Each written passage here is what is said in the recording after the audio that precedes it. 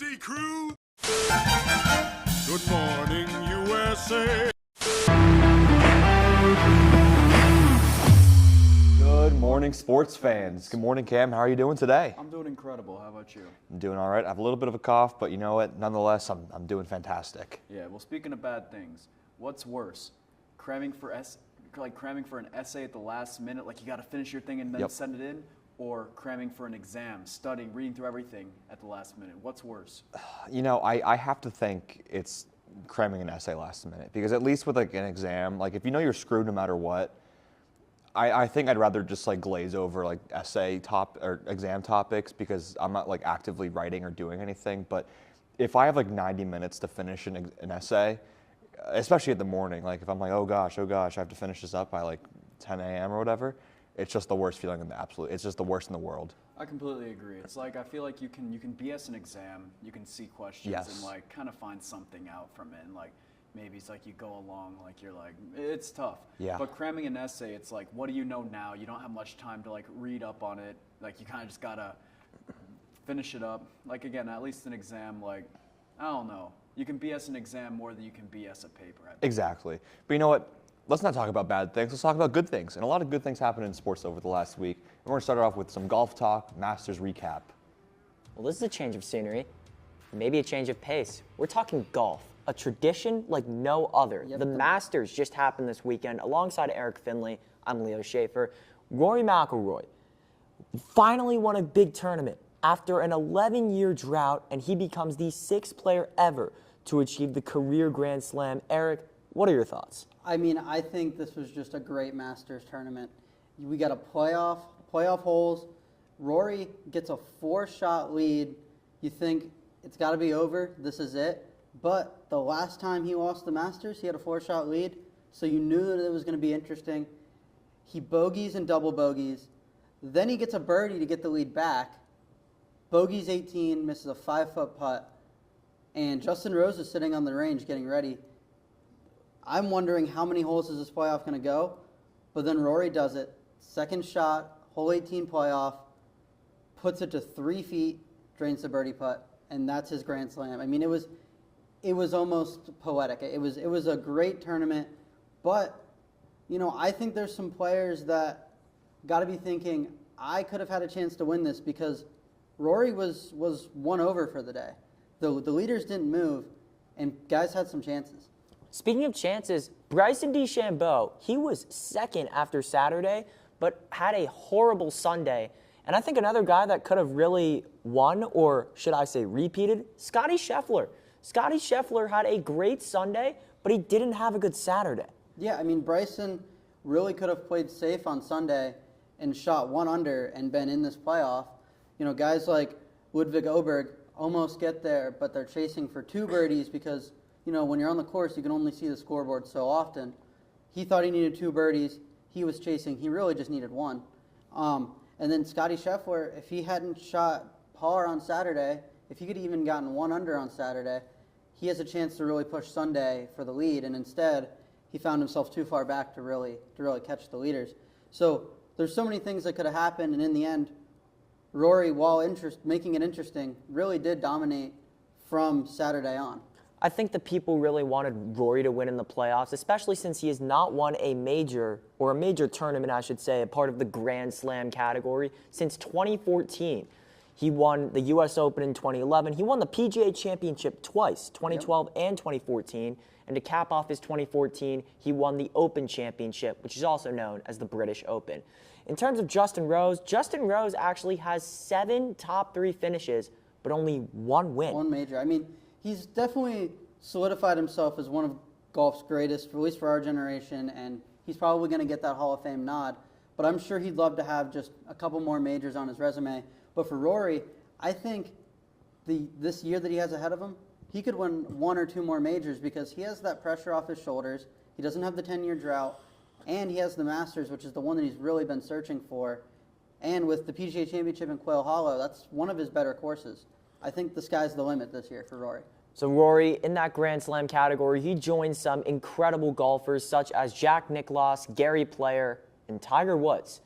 Now I gotta ask you this. Yep. If you had to pick one major tournament for the rest of the year, because the Open, the US Open, and the PGA Championship are all coming up. So what do you expect him to win? I see the PGA. If Rory's going to win any one of them for sure, I think it's got to be the PGA. That's his best course. The only other one that I could really see is maybe the Open, back on home soil per se. And other than that, I think the US Open is one of those tournaments where it's kind of anyone's game. They're always at pretty tough courses, so I see the PGA where he's familiar with Quail Hollow, or the Open back across the pond. But yeah, that's all we got. Throwing it over to Josh and Thomas with WWE WrestleMania. Thanks, guys. I'm Josh Markowitz. Thomas and Holovax again. And, Thomas, can't believe it's time. Yeah. It's been a year. It's been a year since probably the greatest WrestleMania of all time. It that has. might not be exaggeration to say. No, I agree. Cody finished the story, but that was WrestleMania 40. Now we're going to talk about WrestleMania 41, which was destined to be even bigger than 40. In my opinion, it hasn't lived up to that kind of hype, but I mean, it's still a pretty dang good card. I agree. I do think the internet wrestling community is a little bit hostile with this card. I think it's going to be a great card. As always, it's WrestleMania. It's always going to be a great time. I don't think it's going to live up to the WrestleMania 40 expectations. However, it's WrestleMania. Who cares? But anyways, we're live from Allegiant Stadium this upcoming Saturday and Sunday, Las Vegas. What a great place to have WrestleMania, by the way. Perfect place for it. Absolutely perfect. And I would love to, spend 6-7 hours talking about every match, but we don't have that much time. Don't have so that much time. let's talk about, maybe the 3 matches that people would say are the most important, with maybe the highest stakes. So Kick it off with the World Heavyweight Championship. Jey Uso versus Gunther. I mean, Gunther is just the guy. He won World Heavyweight Championship at SummerSlam. He's had it ever since. He's had, kind of a solid reign. I mean, he's had some good matches against Randy Orton, among others. But yeah. Jey Uso, I don't think at first is like the guy that you think that he would have his WrestleMania match against. But Jey Uso, he's had this giant wave of support and rallying, and he's just he's like the guy in WWE right now. Yeah. It's kind of crazy to see how much he's taken over the company. Yeah, it reminds me a little bit of the Cody story, how last year it was supposed to be Roman Reigns versus The Rock, but the internet wrestling community just took over, and it ended up being Cody versus Roman. Kind of similar there. Nobody thought Gunther was actually going to face Jey Uso. Everyone thought it was going to be Gunther versus Roman, Gunther versus Seth Rollins, but Jey Uso has found that wave, and this is the best version of Gunther we've seen in a while. He's ruthless, he's gory, he's dark. He is really going full heel here. As for my prediction, I don't think a lot of people are going to agree with this, but I think I'm going to take Gunther to retain the belt. I mean, don't get me wrong, I would love to see Jey Uso yeeting the crowd with his World Heavyweight Championship belt. It would be an unbelievable scene. But I think Jey Uso is more about that chase, and I don't know what they would do with him if he actually won the belt. Yeah, I kind of agree with you. Don't get me wrong. I think Jey Uso kicking off WrestleMania 41 with winning the World Heavyweight Championship would be like electric, just yeeting with the crowd. Pat McAfee would go crazy. Everyone would go crazy. But Gunther, he lost in an upset against Sami Zayn last year with the Intercontinental. He can't lose again to like the underdog. Right. Jey Uso, he has this massive wave. He won the Royal Rumble unexpectedly. I don't see him winning WrestleMania 41 unexpectedly. I think he'll have his moment in the future. Mm-hmm. It's not that time now. Gunther, he's got to solidify his reign as like one of the top dogs in the company. Gunther's going to retain at WrestleMania 41. Love that. I agree. And why don't we move on to WrestleMania Saturday's main event? 3 of the best to ever do it in the ring are going to collide 1v1v1. It's going to be the OTC Roman Reigns versus Seth Rollins versus CM Punk. This is crazy. This is CM Punk's first ever WrestleMania main event. I'm so glad he got it. So glad. I feel like we all knew that he was going to get it this year because he got hurt last year. He was kind of a shoehorn for last year. He got hurt, but this year it was never really a question to me, anyways, that he was going to get this main event spot. Right. But nonetheless, I'm very happy he finally has his dream of main eventing WrestleMania. But Seth Rollins, Roman Reigns, CM Punk, these guys all hate each other so much, and there's such bad blood between them. And it's going to be a great match for Night 1 WrestleMania. It's going to be awesome. There's so much bad blood. WWE's done a great job intertwining Paul Heyman in the mix. Paul Heyman owes Seth Rollins a favor. He owes CM Punk a favor. He's Roman Reigns. He doesn't want to betray Roman Reigns. There's so much great storytelling going on in this match. I think this is the most unpredictable match on the card, in my opinion, just because anybody could win. Who knows who's leaving Las Vegas with Paul Heyman by his side? Who knows who's leaving with the win? I don't know. I think this is going to be a hot take, but I think I'm going to take Seth Rollins here. I have more difficulty figuring out who's going to take the pin than who's going to win this match. I also think Seth Rollins will win. I just think to continue to put CM Punk over at this point doesn't really make sense because he needs a different kind of story angle where people are just kind of done with him being, the guy that talk trash on WWE for 10 years. He needs a different angle. So I don't think he'll win this match. Roman Reigns, no reason why he should win this. I really don't. Like, if he wins this, I'll actually be kind of upset. I love Roman, but there's no need for him to win this match. Right. But I think Seth Rollins will win, therefore, by default, kind of. And my hot take, maybe it's not a hot take, I do think he comes away with Paul Heyman at the end of night 1. Love that. And why don't we move forward to WrestleMania Sunday's main event? Well, I mean, a match that nobody predicted. It is John Cena versus the undisputed WWE champion, Cody Rhodes. It's going to be fun. John Cena's a heel now. Who knows what's going to happen? I'm hoping for a banger. Realistically, we know Cena's a little bit rusty in ring, but we know when the lights are shining brightest, John Cena shows up. He's one of the GOATs. He is the GOAT. Sorry, but Thomas, what do you think about this match? I'm back and forth on this. It's like tug of war for me. At the end of the day, I have to stick with Cody to retain this. I mean, I said this. Me and my friends, we all said this after he won at WrestleMania 40. He's going to have this belt for a long time, and I don't see him losing it so suddenly, and so suddenly is over a year, but that's just how the landscape is now. I don't think he's going to lose this against John Cena. I think Cody's going to continue this reign. I think John Cena's going to continue this heel run into the SummerSlam. Yeah, I honestly don't know. It's unpredictable. This is why it's such a great WrestleMania card, but I do think John Cena is going to break the record. I think there's no better time to do it. He's at the peak, probably going to be at the peak of his heel momentum here at WrestleMania main event. It doesn't get any bigger than this. He's going to break the record, get his 17th world title on the grandest stage of them all, walk off, and into the next Monday Night Raw, and new undisputed WWE champion. Well, no matter what happens, it's going to be an absolute banger. We're going to throw it on over to baseball with Ethan and Jason. Major League Baseball is in full swing. We are about a month into the season. My name is Jason Glick, and alongside me is Ethan Koppelman. Today we're going to be looking at a few divisions that have been very competitive in more ways than one. Ethan, what division are we looking at first? It's the NL West. If you're going to talk about any division in baseball, that's the one you have to talk about. You look at the bottom, you have the Colorado Rockies who only have 3 wins. That's the worst in baseball. We're not going to talk about them anymore. Arizona Diamondbacks 9-7. They're in 4th place. The Dodgers, everybody talks about the Dodgers. They're making baseball unfair. They're signing everybody in the world. They're 12-6. That's only good enough for 3rd place in the NL West. You get the Giants who are 12-4, and the Padres who are 14-3. You have 4 playoff teams all battling it out, and it's shaping up, obviously a ton of season left. I don't think we're even 10% done with the season. Maybe 10%, but barely 10%. You have 4 teams that are going to be duking it out the whole year long, really, really strong teams. You have any team that you're looking at in particular there? Yeah, I think the Giants have really come out of nowhere. I wasn't really expecting them to be in this top 3, but now they're 2 ahead of the Dodgers. I'm not really sure even what happened, like how they've gotten to this place. I mean, Chapman's having a good year. I know they've brought in a few guys. Some guys got hurt. But jumping a team like the Dodgers is really surprising. I know the Dodgers have been a little bit more worn out, played those games in mid-March against the Cubs. But still, it's surprising that the Giants only have 4 losses. And even then, they're still not even the best team in their division. Yeah, I agree. I mean, to me, the second strongest team in this division has always been Arizona. I think they're very well-rounded. They have a lot of stars, both on the pitching and hitting side. I think them signing Corbin Burns was a tremendous signing last offseason. But I agree with you with San Francisco. They haven't had a 30 home run hitter as an organization since, I believe, 2004 with Barry Bonds. That is nuts. There are about 30 players, 35 players into 30 home runs every year. Good amount. I mean, it varies by year, but it's not a very rare feat to achieve. 2004, before both of us were born, a long time. But San Francisco, I mean, I get what you're saying. There's just not a ton of talent there the way you would traditionally think about it, but they're getting wins on the board. They're putting it up. Are they going to regress? I think they will. Even still, you have 3 other teams that are really competing, for that spot. And then you also go to the NL East. Like, look at what's happening in the NL East right now. The Mets have a very strong start to their season, 11-5. You can't really ask for anything else. Philly's been okay, right? They've had some good wins, but also as of recent, they've gotten a bit cold. They're sitting at 9-7 right now. You go all the way to the bottom of the division. Is it the Marlins, the Fightin' Fish? No, it's not. They're actually in 3rd place right now. They have a winning record. I don't expect them to do anything.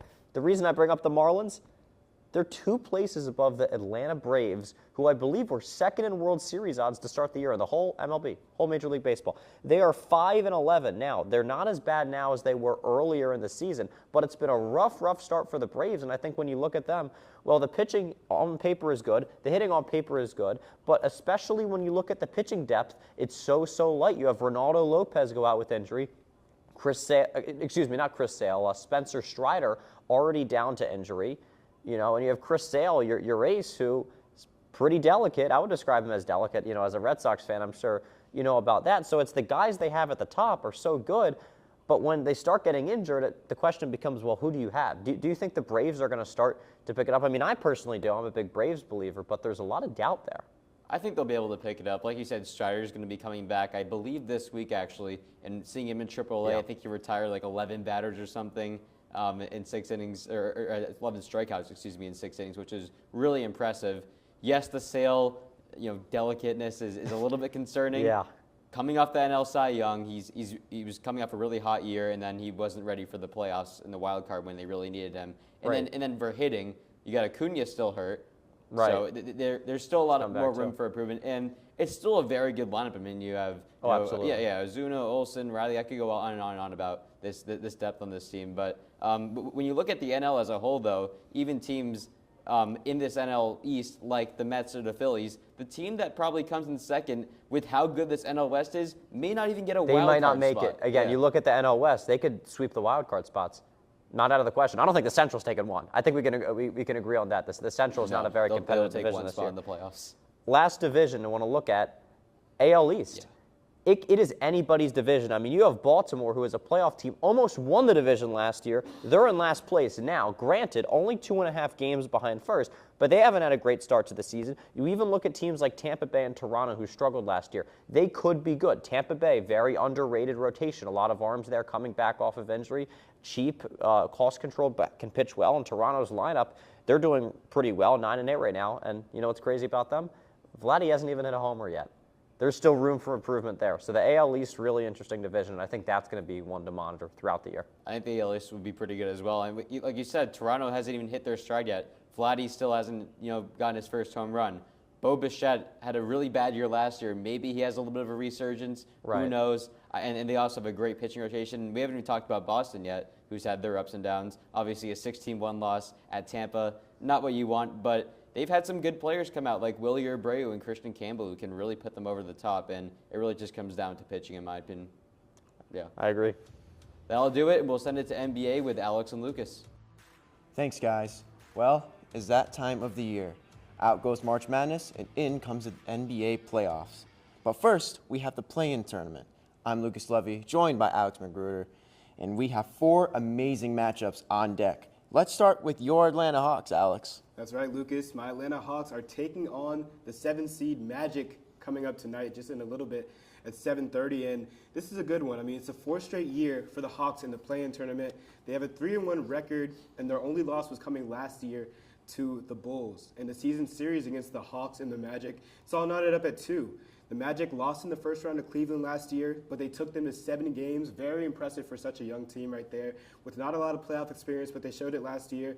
Paolo is his 2nd year in the play-in, maybe potential playoffs. I think it's going to be a really good game between stars. I do think Trae Young is one of the best play-in performers in the league, and I think he's going to will the Hawks to victory. I have them advancing over the Magic and taking the number 2 seed, taking the 7th seed to play the number 2 seed Celtics. Well, all I got to say is Celtics in 5. Let's go Boston, baby. Anyway, let's go to now a man who's on the team that's traumatized the Celtics, the Grizzlies versus the Warriors. Let's talk about the Grizzlies. They've been great this year. I mean, they fired their coach mid-season, which is very questionable, which is why I don't have a lot of hope for them in this matchup. They have a pretty solid big 3 in Ja Morant, Jaren Jackson Jr., and Desmond Bane. But their bench is also solid too, with role players, I should say, with Zach Edey and who was it? Santi Aldama. I keep forgetting his name, but he is he's very solid, very solid role player. Gigi Jackson also very solid as well. But no Jalen Wells. I think that could hurt them in this matchup against Golden State, but I don't think it will hurt them enough to get eliminated from the playoffs. But let's move over to Golden State, where their new big 3 in Steph Curry, Jimmy Butler, and Draymond Green, I think they can make some noise in these playoffs despite not having the best play-in history ever of 0-3 all time. But playoff Jimmy, you know him well, or at least I know him well, dear God. But anyway, in the 2023 playoffs, 27 points per game, 6.5 rebounds, and 6 assists per game. He was deadly in the last time he was in the playoffs, and I think he can make similar run with the Warriors being the 7th seed. I have them being the Grizzlies to move on and face the Rockets, where I actually have the Warriors being the Rockets to make another playoff Jimmy Cinderella run. I can see that happening, Lucas. You know, Jimmy Butler, another one of those players that really shows out when the lights are brightest in the play-in, in the playoffs. We saw in the 2020 bubble when he carried that Heat team, almost winning a title against the Lakers, but he gave it his all. That's the kind of player Jimmy Butler is, and that's the kind of player the Warriors knew they were getting when they made that big play splash just to get him in the trade deadline. But moving on to our third of the 4 play-in games, it's going to be tomorrow night, tipping off at 7:30 on ESPN. The number 10 seed Heat are going to travel to Chicago to play the number 9 seeded Bulls, and this is another good one. We see the Heat and the Bulls are another one of those, like the Hawks, perennial play-in teams in the East, and they always seem to match up a lot. You know, the season series is 3-0 in the Bulls' favor, so they kind of own the Heat this year. Obviously, the Heat, you know, we're having a good season, you know, with Jimmy at the start of things, and then, you know, all the drama happens with Pat Riley and Jimmy, and they end up trading him, and ever since, they have been 4-17, a 10-game losing streak during that span. I mean, they have some good players and a young guy in Khalil Ware, Hero, Andrew Wiggins getting them back from Golden State. But man, things have been it's been struggling for them lately since Jimmy's been gone. So I'm going to take the Bulls in this one. They've been hot with Josh Giddey. What are your thoughts? Yeah, no, I agree with that. The Bulls, I think they've been better ever since trading Levine. I think they got more chemistry. I think they got some better going for them with Levine out. But let's move on to another matchup, which I'm shocked that this is a matchup, let's be honest. The Dallas Mavericks Agreed. and the Sacramento Kings. Let's start with the Mavs. So earlier, Nico Harrison, the man who traded Luka Doncic, said, and I quote, "There's no regrets on the trade. All I got to say is, what in the world are you doing and how are you not fired yet?" I mean, this team has been horrible ever since Luka got traded. And everyone's been injured. AD, he's been great, but he's also AD. He could get injured. And as for the Kings, I think they have a great big three, just need a bit of chemistry. They fired their coach midseason as well, but Jonas Valanciunas, he has that playing experience. He's played in every single playing game ever since it started. But I do have the Kings winning this one and ending the Mavs' misery. Well, that will do it for us. Now we're going to kick off to some college football with Jake, Joel, and Ryan. Welcome back, everyone, to Good Morning Sports Fans, alongside our college football analyst Joel Polachek and Ryan Crow. Guys, we have a big situation. Last week, Nico Iamaleava entered the transfer portal. Crazy what happened. He held out and did not practice the week of the leading up to the spring game. Did not play in that spring game. Joel, you want to tell us why? Well, I mean, so just to take a step back, Nico Iamaleava, he was the number 2 player in the 2023 class, only behind Arch Manning. And his original contract was his original NIL deal just north of $2 million. And he held out, as you said, didn't play in the spring game because him and his team wanted more, about double, $4 million. He didn't play in the spring game. I'm a little surprised, honestly, just because of their success last season. We saw Tennessee go to the playoffs and get embarrassed in the horseshoe by the national champion Buckeyes, but they had success. He wanted more money, and yeah, I mean, I think the biggest thing with this is, like you said, the success they had last season. I don't think this was expected by any means, and the timing of it also is ridiculous. The fact that it's this late and he's choosing to – the transfer portal opens in a few days, and he's choosing now to enter it, leave an established program where he had some success. He had over 2,500 passing yards last season, almost 20 touchdowns, only 5 interceptions. It's not like he had a great season, but he was a very solid player for them. And I'm a little surprised that he is choosing to leave, especially with the timing element of it. with all that eligibility left, too, he was going into his junior season. He had a bright future ahead at Tennessee. Yep. Well, it seems like money is becoming the case for these players, Ryan. The NIL, it's still kind of a new thing. What are the implications of his situation? Yeah, I mean, this has been a debate for years, and it's going to continue to ramp up, especially as things like this continue to become the norm in college athletics. This is not just a football thing. This is one of the most extreme examples I think we've seen of it. Someone entering the transfer portal of his prominence in a very odd time at a very established program. I think Joel, you know this. I am not a fan of Dabo Swinney, but I do think the biggest winner of this situation is him. Because back in 2021, I did want to bring up this quote. Back in 2021, he said, quote, "Kids are being manipulated. Grass is greener as opposed to putting the work in and graduating." And that referencing money in terms of grass is greener. And he said that back in 2021. It's 2025, And I think every year it looks a little bit more true. So props to Dabo Sweeney. You're not going to hear me say that much. I bet he was smiling when he saw that news. Yeah. But to touch on that with NIL, I want to talk about the irony of this situation. So we have Tennessee fans burning Iamaleava jerseys. You see this. You know, it's in Rocky Top. They got to find a new quarterback. In Tennessee, they were being investigated by the NCAA for with the NIL, some allegation of violations, and it directly involved Nico's initial NIL deal. In retaliation, they file an antitrust lawsuit against the NCAA last year saying that they violated the Sherman Antitrust Act. They reached a settlement which resulted in players having more leverage and freedom when it comes to NIL deals. So Tennessee basically said, we don't want you involved in this NCAA because of allegations from 2 seasons ago, and now they got to find a new quarterback. Yeah, and it's kind of wild. And I think it puts college sports in a dangerous position, especially, I mean, when I mentioned how it's not just a football issue.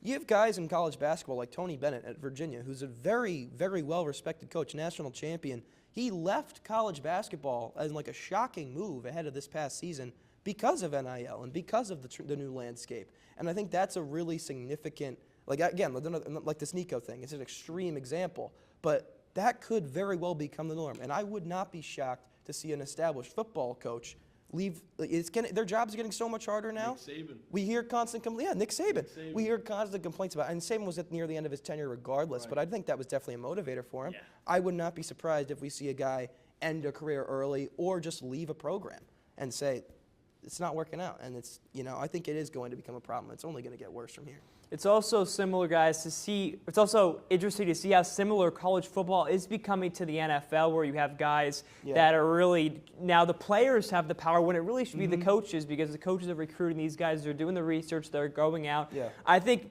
NIL is hurting college sports. I mean, you could argue that, yes, it's giving students and players a step up, making more money before they can leave college. But I think that, as a student, because after all, these players are just college students, your money is getting that full ride scholarship to play at that school. And NIL, I mean, we see those harmful impacts of it. Yeah, but I think that to counteract it, and I'm pretty sure you feel the same way on that, Joel. Yeah. Yeah, I mean, I think that there's a balancing act to be had with this, because I know you mentioned it. The schools are profiting off of these guys being at the program and playing with their school's logo on it. They make millions of dollars anyway. The whole argument with NIL to begin with is that these guys should be getting compensated for that. Do I think they may be overcorrected? Yes. I know Jay Billis brought up a solution of paying them like employees and paying contracts, but again, like you mentioned, is that really college athletics at that point? I don't think it is. So it's a tough balancing act. I think there's pros and cons to it. Really tough. Need some guardrails. But I do want to add, I think it adds incentive for players to play out their career playing bowl games, which I do like. Well, we'll see where Tennessee goes from here. They take on a depleted Syracuse team who, Trevor Payne going to the portal because of another NIL probability dispute. But that'll do it for us on this segment. We'll set it now to the outro. That's all we have for you today. And now, Thomas, here's our question to end the show. Can you, in honor of the NFL draft, which is next Thursday, name as many people who were drafted last year in 3, 2, 1. Okay, so we got Caleb Williams, you got Drake May, there is Marvin Harrison Jr., there's Malik Neighbors, Buffalo Bills legend Keon Coleman, Cole Bishop on the Buffalo Bills, he was also drafted last year. Oh my gosh, who else was there? I mean, the Rookie of the Year, maybe? Rookie of the Year, Jaden Daniels, how did I forget him? I wish there was someone on defense that I knew, but there's just not. Okay. My bag is so bad, guys.